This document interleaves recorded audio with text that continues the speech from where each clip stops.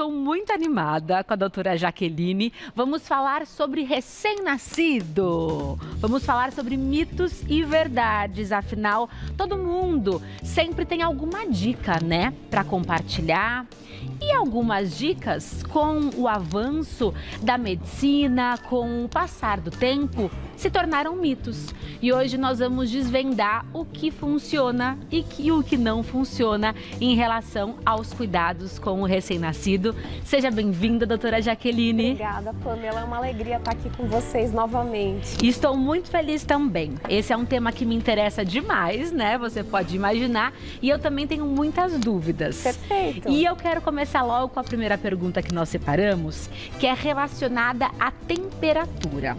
Os bebês, eles sentem mais frio do que os adultos? Isso é um mito ou isso é uma verdade? Isso é verdade. Os bebês bem pequenininhos, eles têm dificuldade de manter a temperatura corporal. Isso eu estou falando bebês bem novinhos, recém-nascidos, primeiro mês de vida.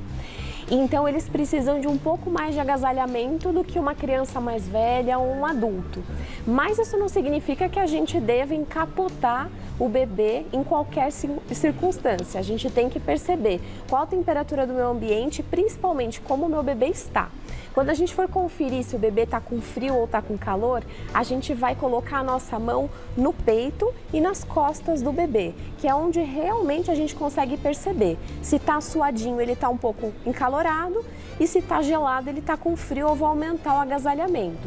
Mãos e pés de bebezinho sempre são um pouco mais gelados do que as nossas. Então não se baseie pela temperatura das extremidades, mas pela temperatura do tronco. Então agora que estamos com temperaturas elevadas, o Bentinho vai nascer em fevereiro. A questão de colocar luva, sapatinho, que era algo, né, que as avós sempre recomendam, não é necessário obrigatoriamente. Não só não é necessário, como não é desejável. Principalmente do ponto de vista de luvas, é muito importante que o bebê explore a própria mão, né? Então, essa exploração oral, na fase oral do desenvolvimento, ela é desejável, ela significa saúde neurológica para esse bebê e ele pode se autoacalmar colocando a mãozinha na boca. Então não tenha medo. O fato de colocar a mãozinha na boca, um bebê bem novinho, não significa que vai chupar o dedo mais para frente. Colocar a luva na mão de um bebê pode atrapalhar esse mecanismo de colocar a mãozinha na boca e se autoacalmar. E o único momento que eu realmente indico uma luvinha é quando vem aquela visita sem noção, desculpa falar assim. Que já pega a mão do neném e coloca na boca dela, né? Exato, só nessa situação. Inclusive em alguns estados brasileiros que faz muito calor, eu tenho amigas que são do Piauí, né?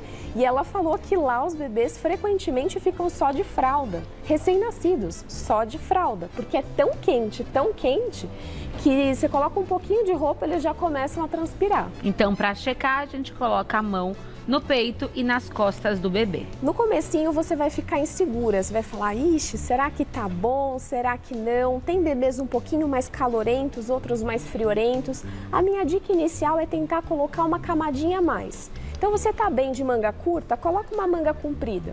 E aí você vai sentir esse bebê, se está passando frio ou se está passando calor. E em relação ao umbigo?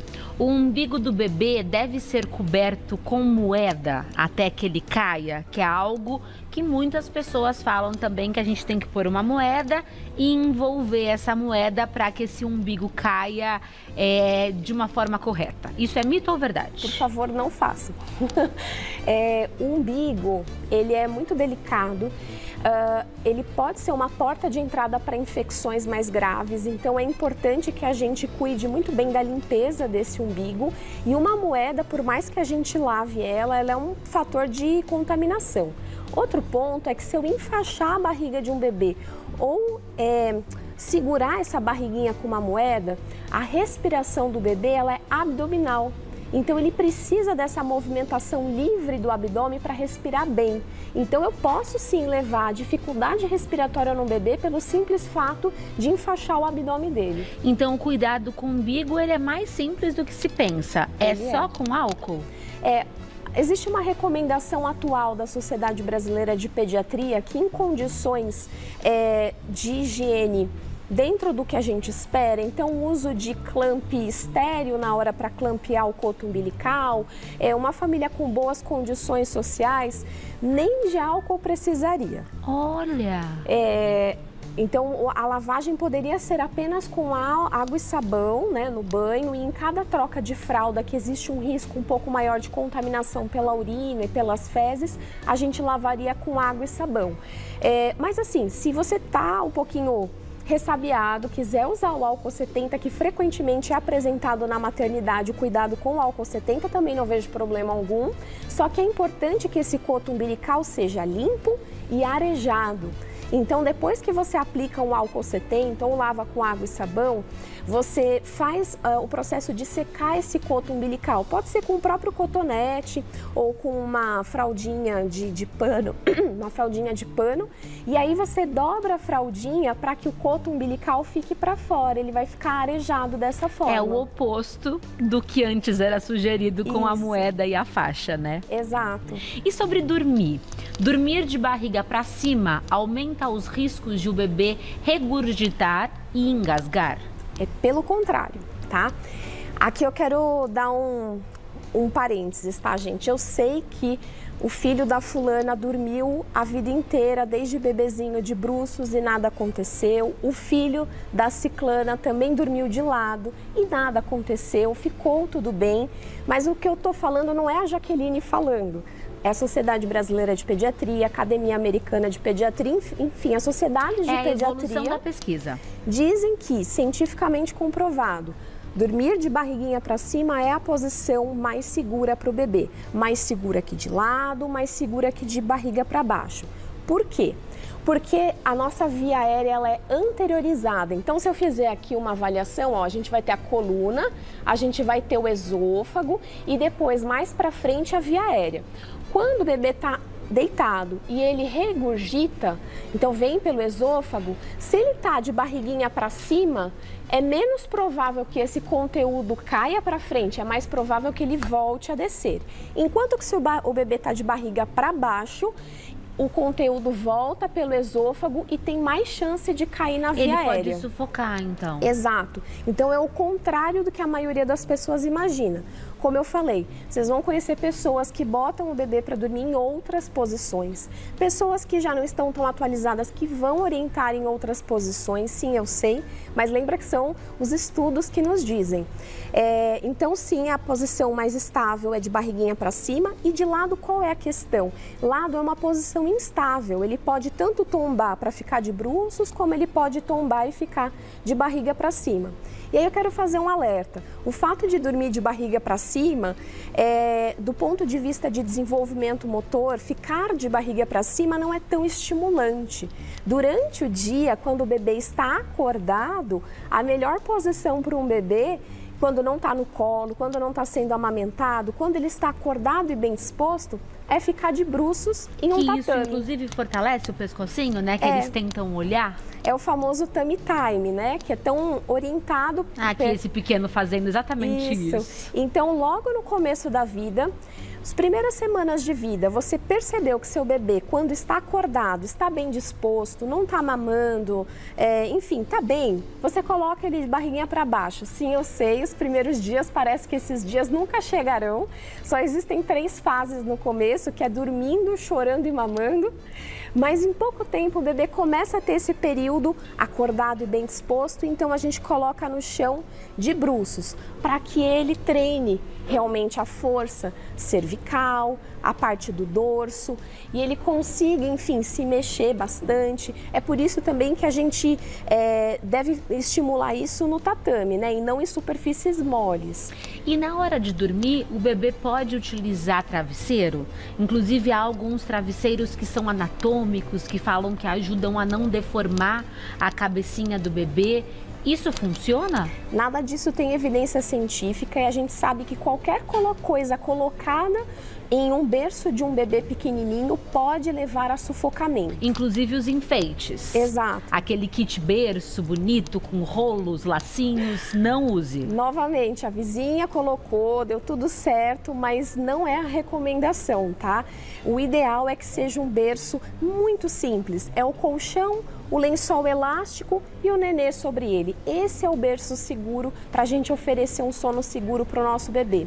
O que acontece? Veja a proporção do tamanho da cabeça para o tronco de um bebê. Se eu colocar esse bebê deitado de barriga para cima, naturalmente a cabeça dele já fica um pouco fletida. Se eu colocar um travesseiro, pequeno que seja, vai ficar mais fletida ainda e tem mais problema ainda dele se sufocar, porque o pescoço vai estar fletido. E aqueles travesseiros que são como se fosse uma rosquinha, né, para o bebê não virar nem para lá nem para cá, bebês se mexem muito. Então, rapidamente eles conseguem dar um jeito de escapar ali daquele buraquinho. Poucas semaninhas eles já estão escapando e aí eles acabam oferecendo algum risco de sufocamento. Fora que não tem uma evidência científica forte para usar aquilo para não amassar a cabeça. E como é que não amassa a cabeça, né?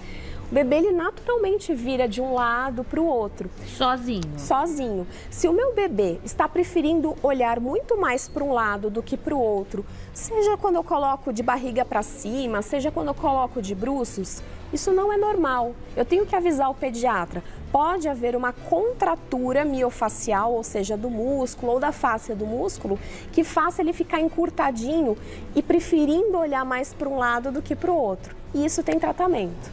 O recém-nascido, ele sente sede? Isso é mito ou é verdade? Sente sede. E essa sede, até os 6 meses de vida, em aleitamento materno exclusivo, é 100% suprida pelo leite materno. Então, aquela questão de chás, de suco de laranja-lima, tudo isso não é mais praticado. O bebê não consome nada além do leite. Não consome. A gente sabe que o leite materno, ele pode e deve ser um alimento a ser oferecido exclusivamente até os 6 meses de vida. E o leite de vaca, que algumas pessoas, inclusive, turbinavam com farinha. Isso também não se usa mais. Não se usa. Em contextos de extrema pobreza, a gente pode até fazer algumas adaptações de leite de vaca, mas isso é extrema pobreza. Um bebê que não está em aleitamento materno exclusivo, se precisa complementar ou se não tem o leite materno disponível para ele, até os 6 meses de vida, toma fórmula infantil. E aí, se ele estiver com sede, ele vai chorar e ele quer leite. Então, não água, é sempre leite. Olha ele chorando. Até chorando eles são bonitinhos, né? Não tem jeito. E a técnica de enrolar o bebê, conhecida como charutinho, ela é recomendada ou não? Ela pode ser praticada principalmente nos primeiros 3 meses de vida, que a gente chama de esterogestação. O que é isso? Os primeiros 3 meses de vida, a transição do planeta útero para o planeta Terra, ela pode ser um pouco difícil para o bebê. E tudo que a gente faz para simular o planeta útero faz o bebê se acalmar. Isso significa que o bebê dentro do útero ficava como? Contido. Apertadinho. Ele nunca teve essa sensação de estou livre, leve e solto no espaço. Então, colocar o bebê contido, os bracinhos contidos junto ao corpo, deixa o bebê mais calmo e mais tranquilo na maioria das vezes. Porque ele pode, inclusive, se assustar com o movimento do bracinho? Exato. Muitas vezes o bebê tem o reflexo de Moro, que é esse reflexo de sustinho, quando houve um barulho muito alto, quando é pegado bruscamente, quando acontece alguma coisa diferente com ele, por exemplo, começa a soluçar muito, ele pode fazer o reflexo de Moro. Isso é muito comum nos primeiros 3, 4 meses de vida. E se o bebê está num charutinho, ele tem esse reflexo, mas logo ele é contido, então ele não se assusta e não chora tanto. Você trouxe, inclusive, aqui pra gente ver como que se faz esse charutinho? Sim. Podemos ir lá, Claro. então? Que aí a gente aprende na prática qual que é a forma correta de envolver o bebê. Claro. Existem vários jeitos de fazer um charutinho, inclusive hoje em dia existe uma coisa chamada swaddle, que é um charutinho pronto, então ele vem com velcro para prender os bracinhos do bebê. Qual que é o grande cuidado que a gente tem que ter na forma do charutinho? Ele tem que conter os braços do bebê sem apertar demais, porque senão fica até difícil de respirar. mas ele nunca deve conter o quadril e os membros inferiores. Um bebê, quando nasce, ele tem a posição de sapinho, ele fica com as perninhas rodadas para fora e para cima. Se a gente acabar apertando o quadril do bebê, fazendo com que as pernas fiquem fechadinhas, a gente atrapalha o desenvolvimento do quadril e pode até predispor a uma displasia de quadril. Então, o ideal é que as pernas e o quadril fiquem soltos e são os bracinhos que vão ficar junto ao corpo. Como é que o meu bebê ficava dentro do útero? Ele ficava assim? Não. Ele ficava assim. Socando. Então, a gente coloca os bracinhos perto do tórax, mas não estendidos. Então, a gente deixa os bracinhos assim. Ai, doutora, mas eu não consigo. Quando eu faço um charutinho, parece que ele chora ainda mais. É porque talvez a gente tenha perdido o timing, talvez ele esteja agitado demais. E aí, quando ele é contido, ele fica mais irritado. Se eu pego o charutinho para fazer quando o bebê está sonolento, por exemplo, muitas vezes ele até dorme melhor. Olha, né? Que boa dica. Então, é uma coisa interessante. Então, aqui eu trouxe uma opção de fraldinha de pano, que é do meu filho. É uma opção boa para verão, para lugares muito quentes, porque a gente também não quer deixar o bebê hiperaquecido. Isso também é um problema do charutinho, hiperaquecer um bebê. E aqui uma mantinha um pouquinho maior. Usei muito essa daqui nele. Então vamos lá. Pegar a Anne, colocar ela para cá. Ela se chama Anne? Baby Anne. Perfeito. Vamos envolvê-la então. Isso. Então como a gente faz? A gente coloca a manta e faz uma dobradura como se fosse um triângulo. Então a gente pega o bebê e deixa para fora a cabecinha do bebê, né?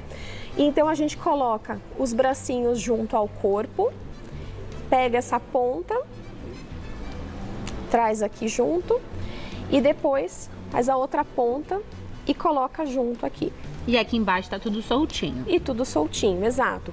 Lembrando que a gente não precisa deixar o bebê extremamente preso, tá? Ele pode ter um pouquinho de mobilidade, mas geralmente é assim que o bebezinho fica. Ele fica com os bracinhos próximos do corpinho, tá? Então ele fica assim. Apertadinho, mas nem tão apertado assim. Exatamente. Há alguns colchõezinhos que eles simulam isso também, que eles são anatômicos. Você recomenda ou também não são ideais? O colchão não deve ser muito mole. O colchão muito mole, ele pode fazer com que o bebê, sem querer, acabe virando de lado, às vezes até mesmo de bruços. Então, é importante dar uma olhada na densidade do colchão, para que ele não seja nem muito mole, nem muito duro, porque aí vai ser desconfortável. Tem uma mãe que comentou aqui com a gente no @GazetaMulheres que a filha quase se sufocou porque estava dormindo de barriga para cima. Foi a Vivi que falou isso. E ela disse que se ela não estivesse por perto, a bebezinha teria morrido. E a Sociedade Brasileira recomenda justamente essa posição de dormir de barriga para cima. Mas casos como esse, mesmo com esse cuidado, podem acontecer? Se acontece uma regurgitação muito exuberante, né? Então lembra que uma regurgitação mais moderada, tá lá, coluna, esôfago, via aérea. O conteúdo vem pelo esôfago e volta. Se eu tô de barriga para baixo, o conteúdo vem e cai na via aérea com mais facilidade. Num caso em que uma bebê, mesmo de barriga para cima, veio e realmente veio muita regurgitação e quase se sufocou, isso também teria acontecido se ela estivesse dormindo em outra posição. E talvez fosse ainda mais grave. Poderia ser mais grave. A questão é que quando o bebê regurgita, ele existe um reflexo de fechar a glote, né? Para que não caia, né, esse conteúdo regurgitado na via aérea superior. Nos casos em que o bebê regurgita e se engasga com leite, é importante lembrar que leite, diferente de alimentos sólidos e objetos, a gente não precisa ficar fazendo aquelas manobras de desengasgo. O que a gente faz para regurgitação com leite e outros líquidos é deixar o bebê de lado. A gente pode aspirar a secreção, se você não tem um sugador, acho que pouca gente tem isso em casa, né? A gente pode sugar com a nossa própria boca ali o leite que foi regurgitado e deixar o bebê tossir. É raro uma regurgitação que leva a uma broncoaspiração pulmonar importante, a ponto de levar a óbito. Principalmente se a gente dá um tempinho para o bebê arrotar. Eu ia te perguntar isso, então eu não posso deitar o bebê antes dele arrotar? Pelo menos uns 10 minutinhos a gente deixa o bebê levado, principalmente um bebê com até uns 3 meses. Em toda a mamada ele vai arrotar ou em algumas ele não vai? Não, nem todas. Principalmente a mamada em que ele engole menos ar, que foi uma mamada mais efetiva, ele pode não arrotar. Mas mesmo assim é ideal que ele fique uns 10 minutinhos numa posição mais ereta antes de deitar. Exatamente. E aí, quando acontece esse processo de regurgitação, ele frequentemente faz um barulho, vira de ladinho e tudo mais para a regurgitação cair mais ao lado. Perfeito. Deixa eu ver se tem mais alguma pergunta importante, porque essa troca de conhecimento entre as mães é bem legal também, né? Aqui, várias pessoas agradecendo as suas dicas. Aqui ela fala que a Vitória diz que a pediatra falou que podia iniciar frutas a partir dos 4 meses. Pode? Tá. O ideal é que não. O bebê raramente vai ter necessidade de começar a introdução alimentar antes dos 6 meses. Situações muito pontuais e avaliadas caso a caso em que a gente recomendaria para um bebê começar antes dos 6 meses. Principalmente porque um bebê de 4 meses provavelmente não tem sinais de prontidão para começar a comer. Que sinais são esses? Um dos sinais que um bebê de 4 meses raramente vai ter é sentar com estabilidade, com apoio. Quando a gente coloca um bebê sentadinho, ele tem que ficar firme. Se ele fica caindo para lá, depois eu coloco aqui, aí ele cai para frente, ele cai para lado. Esse é um bebê com maior risco de engasgo. Então, oferecer alimentos para um bebê sem sinais de que está pronto para comer aumenta muito o risco de engasgo na introdução alimentar. E quais são os malefícios dessa introdução alimentar, que seja através de frutas, de sucos, de chás, antes da hora, antes da recomendação dos 6 meses? O principal é risco de engasgo. O risco de engasgo é muito maior. O risco de frustração familiar também é grande, porque existe um reflexo de colocar a linguinha para fora, que é a protusão de língua. Quando a gente tenta colocar alguma coisa dentro da boca do bebê antes dos 6 meses, que faz com que pareça que ele esteja cuspindo. Realmente, ele ainda não está pronto neurologicamente falando para se alimentar. Então, uma outra coisa que geralmente, quando a família vem com muita ansiedade para começar a introdução alimentar antes dos 6 meses, e o bebê está bem, o bebê está ganhando peso, não tem nada para a gente pensar em começar antes e tudo, é pensar que ele vai comer para o resto da vida. Então, para que essa ansiedade toda, não é mesmo? É verdade que o bebê que começa a introdução alimentar antes dos 6 meses, ele tem um maior risco de desenvolver doenças como diabetes? Olha, eu não sei essa informação precisa para dizer que tem um artigo que mostra isso. Mas o fato é que o risco de engasgo é maior quando a gente introduz antes dos 6 meses. Então já temos um excelente motivo para não iniciar. A Cláudia te pergunta o que pode levar a criança a ficar com a cabecinha achatada. Certo. Principalmente contraturas miofaciais ao nascimento. Que negócio é esse? Vamos lá, o bebê dentro do útero fica assim. E ele, às vezes, ele fica sentado por um tempo, ou a mãe é pequena e o útero está comprimindo muito esse bebê, então ele tem uma certa dificuldade para se mexer ali dentro, ou o líquido amniótico está um pouquinho mais baixo, então ele também tem dificuldade para se mexer. Enfim, coisas que fazem o bebê ficar muito tempo numa determinada posição dentro do útero. Quando ele nasce, cabecinha redondinha ou no máximo achatada por conta da passagem no canal de parto ou porque encaixou no canal de parto, mas rapidamente a gente vê uma cabeça, né, redondinha. Só que aí, esse bebê que tem essa contratura, ele acaba preferindo ficar sempre olhando para determinado lado. Né? Seja acordado ou seja dormindo, seja de barriga para cima ou de bruços, a mãe começa a perceber que esse bebê gosta muito mais de um peito do que do outro, chupa muito mais uma mão do que a outra. E aí é nítido, a gente vai percebendo nas primeiras consultas, os primeiros meses de vida, a cabecinha achatando, até o rostinho se mudando, a testinha de um lado ficando um pouquinho mais para frente do que o outro, o rostinho, o queixinho. Tudo a gente vai percebendo que está ficando um pouquinho assimétrico. E se a gente não faz nada, vai caminhando até que a gente pode ficar com uma assimetria grave de cabeça. Aí, quando a gente percebe cedo, muito frequentemente com osteopatia, a gente consegue liberar as tensões miofaciais e porque está liberado, esse bebê não tem mais aquelas preferências, é estimulado no chão e, enfim... E a cabecinha vai voltando ao normal. Vai voltando ao normal. Isso aconteceu com meu filho, inclusive. Aconteceu? Aconteceu. Ele teve braquicefalia, que foi a cabecinha achatada, ele foi pélvico, ele ficou sentadinho na barriga. E ele teve uma contratura que não foi perceptível logo que ele nasceu e com 2 meses era nítido que a cabeça dele estava um pouco achatada. E a osteopatia ajudou muito. Para encerrar, a pergunta da Amanda. Ela diz o seguinte: quando o bebê acorda de madrugada, nós devemos pegar e ninar no colo ou tentamos fazê-lo dormir sem retirar do berço? Certo. Quando a gente está falando de um bebê muito novinho, a chance dele ter acordado por fome é gigantesca, né? Então, o bebê até os 3 meses de vida cresce numa velocidade alucinante, que outra pessoa cresce 4 centímetros em um mês. É impressionante. É impressionante. Né? E isso às custas de um único alimento, que é o leite materno. Então, ele precisa de uma caloria muito aumentada e é por isso que ele mama tanto, é por isso que ele sente tanta fome. Não é porque o leite é fraco, não é porque o leite não está sustentando, é porque ele tem muita fome. Então, se você não oferecer o peito para um bebê nos primeiros 3 meses de vida, quando ele acorda de madrugada, existe uma grande chance dele estar chorando por fome, tá? Porque também é o momento em que a gente está conhecendo esse bebê. A gente está vendo como que ele cresce, como que ele ganha peso, como que ele se comunica, tudo ainda é muito difícil de perceber. Uma mãe com um bebê mais velho vai falar, esse choro parece mais isso, faz só 1 hora que ele acordou e ele mamou muito, muito bem, ele já está um pouquinho mais velho.